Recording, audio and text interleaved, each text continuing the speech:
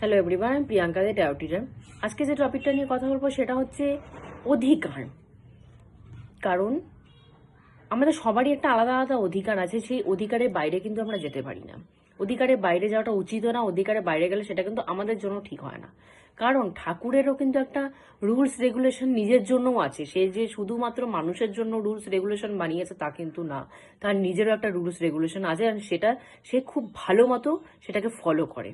কিরকম rules regulation? ঠাকুর নিজের জন্য একটা রুলস বানিয়েছেন যে সে কারো কর্মে হস্তক্ষেপ করবে না। সে মানুষ দেখছে, সে মানুষকে সবসময় দেখছে, যে এমন তো না যে আমরা তার চোখে ফাঁকি দিয়ে আমরা একটা নোংরা কাজ করে বসবো আর সে দেখবে না, এটা হতে পারে না। তার চোখে ফাঁকি দিয়ে কোনো কাজ করা যায় না। কিন্তু তা সত্ত্বেও মানুষ মার্ডার করছে, মানুষ চুরি করছে, ডাকাতি করছে, রেপ করছে, বাজের থেকে বাজে কাজ করছে মানুষ, কিন্তু সে সব চুপচাপ দেখছে। কেন? কারণ সে কারো কর্মে হস্তক্ষেপ করে না। এটা তার রুলস রেগুলেশন যে তুমি মার্ডার করো, আমি চুপচাপ দেখবো, আমি কিছু বলবো না। তুমি রেপ করো, তুমি চুরি করো, ডাকাতি করো, আমি কিচ্ছু বলবো না। আমি শুধু চুপ হয়ে দেখবো যে তুমি কি করো। কারণ আমি তোমার কর্মে হস্তক্ষেপ করবো না।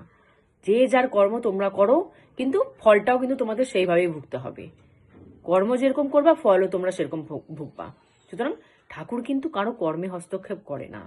অনেকেই আছে জিজ্ঞাসা করে যে এত ঠাকুর যদি থাকে তাহলে মানুষকে মার্ডার করছে কেন, রেপ করছে কেন? আরে মানুষ কারো কর্মে হাত দেবে না তো। যে কেউ মানে মার্ডার করতে যাচ্ছে, ঠাকুর এসে তার হাত ধরবে না তো। যে রেপ করতে যাচ্ছে তাকে এসে ঠাকুর টেনে ধরবে না তো। কারণ ঠাকুর এটা নিজের রুলস রেগুলেশন যে সে তার কর্মে কারো ইন্টারফেয়ার করবে না। যখন কুরুক্ষেত্রে পাশা চালা হচ্ছিল, ঠাকুর পারতেন না, কৃষ্ণ ঠাকুর পারতেন না এসে সেই পাশাটা সে নিজে হাতে চালবেন যুধিষ্ঠিরকে সাইড করিয়ে? সে যদি পাশাটা চালতেন তাহলে কি পঞ্চপাণ্ডব কি হারতেন? হারতেন না। কিন্তু সে তো পারতেনই যে তোমরা করবে না, আমি আমি চালবো তোমাদের হয়ে, সে বলতেই পারতেন। কিন্তু সে সেটা করেনি। কারণ সে একটাই বলেছে, আমাকে তো কেউ ডাকেনি ওখানটায়।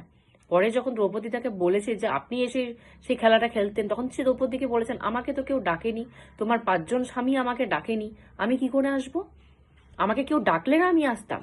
আমি তো কারো কর্মে হস্তক্ষেপ করি না। আমাকে ডাকলে আমি নিশ্চয়ই এসে তোমাদেরকে রক্ষা করতাম, কিন্তু তোমরা তো আমাকে ডাকোনি। তো আমি একার থেকে তো কারো কর্মে হস্তক্ষেপ করতে পারি না। তো ঠাকুর কিন্তু কারো কর্মে হস্তক্ষেপ করে না।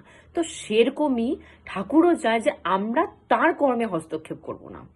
সে আমাদের কর্মে হস্তক্ষেপ করবে না, আমরাও তার কর্মে হস্তক্ষেপ করব না।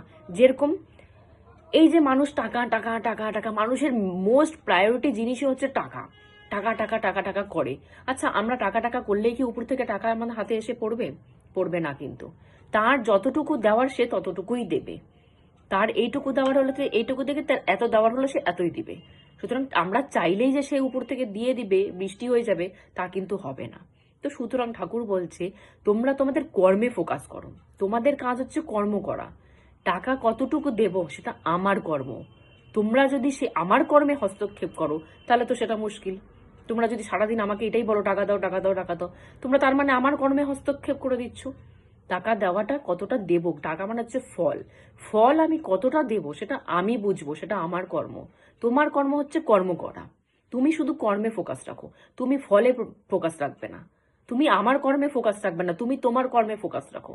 আমার কর্ম আমি ঠিক করে দেবো। কারণ মানুষের এই জিনিসটা মানে খুবই প্রবলেম। আমি দেখি যে সারাদিন শুধু কর্মের থেকে বেশি ফলে টাকায় ফোকাস থাকে। কিন্তু ঠাকুর এই জিনিসটা তো খুবই নারাজ। কারণ আমি থাকি, সে বলছে আমি যখন তোমাদের কর্মে হস্তক্ষেপ করি না, তো আমি কাকে কতটা দেব সেটাতেও তোমরা আমাকে হস্তক্ষেপ করতে পারো না, তোমরা আমার কাছে চাইতে পারো না। আমি যখন যাকে যেটা দেওয়ার সেটা ঠিক সময় মতো আমি দিয়ে দেব। সুতরাং তোমরা তোমাদের কর্ম করো, আমি আমাদের কর্ম করব। তো কর্ম এই জন্য সেট করা, মানুষের কর্ম কি ঠাকুরের কর্ম কি সব সেট করা। তো আমরা কি করি, আমরা তার কর্মে হস্তক্ষেপ করি, কিন্তু সে কোনোদিন ভুলে ভাটকে কিন্তু আমাদের কর্মে হস্তক্ষেপ করে না। আমরা ভুলে ভটকে তার কর্মে হস্তক্ষেপ করে দিই, কারণ আমরা মানুষ। কিন্তু সে কিন্তু ভুলে ভাটকে আমাদের কর্মে আসে না। তো সেটাও আমাদের রুলসটাও কিন্তু আমাদের মেনটেন করে চলতে হবে। সে যখন আমাদের কর্মে আসছে না, আমিও তার কর্মে যাব না। সে আমাকে যতটাই দিবে আমি অতটাই নিয়ে সন্তুষ্ট থাকবো। এটা হচ্ছে আমাদের নীতি, এটাই আমাদের কর্ম। যে সে যতটাই ফল দেবে আমি ততটাই নিয়ে সন্তুষ্ট থাকবো, কিন্তু আমি আমার কর্মে চলতে থাকবো, কর্ম বন্ধ হবে না। আমি আমার কর্মে ফোকাস করবো, আমি কর্ম করে যাব। সে যতটা ফল দেবে আমাকে দেবে। এই জিনিসটা যদি কেউ মাথায় নিয়ে চলতে পারে, আমার মনে হয় না তার কোনোদিন পেটে ভাত কাপড়ের কোনো অভাব হবে, মানে পেটের ভাত এবং পরনের কাপড়ের কোনো অভাব হবে। আমি আমার লাইফের রুলস রেগুলেশন ফলো করে চলবো, সে আমাকে ঠিক যখন যেটা আমার প্রয়োজন ঠিক দিয়ে দেবে। তো আমরা আমাদের দুজনের কর্ম ব্যালেন্স করে চলতে পারি না, আমরা তার কর্মে ঢুকে যাই, সে আমাদের কর্মে ঢোকে না, আমরা ভুলে ভাটকে তার কর্মে ঢুকে যাই। তো ব্যালেন্সিং আনো লাইফে, কেউ কারো কর্মে আমরা ঢুকবো না, হস্তক্ষেপ করবো না, যার যার কর্ম নির্ধারিত আছে সে সেটাই করো। এই ব্যালেন্সিংটা যদি আনা যায় লাইফে, তাহলে কারোর আর হাত পাততে হবে না যে এত দাও। তো আজকের মতো এখানেই স্টপ করছি। জয় গুরু।